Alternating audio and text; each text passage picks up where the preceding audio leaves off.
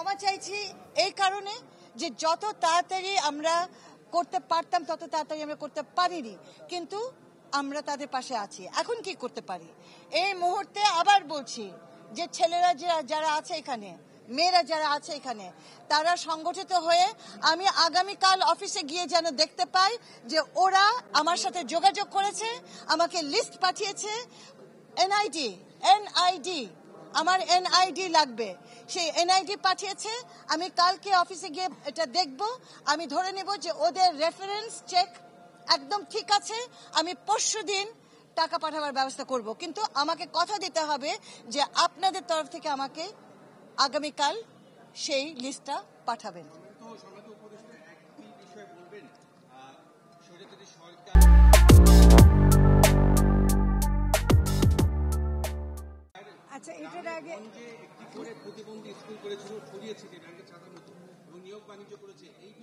আচ্ছা, এটার আগে এটার আগে আমি একটু মৃত্যুদের ব্যাপারে জিজ্ঞাসা করেছেন।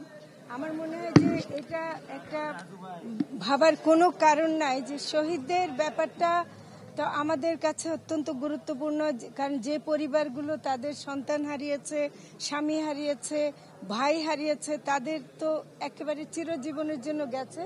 অনেক ক্ষেত্রে সারা বাংলাদেশে কথা বলছি, তারাই একমাত্র মানে কর্মক্ষম বা উপার্জনকারী সদস্য ছিল। আবার যারা আহত হয়েছে তাদের অবস্থা আরো করুন, কারণ তাদের আবার হাত পা হারিয়েছে, চোখ হারিয়েছে।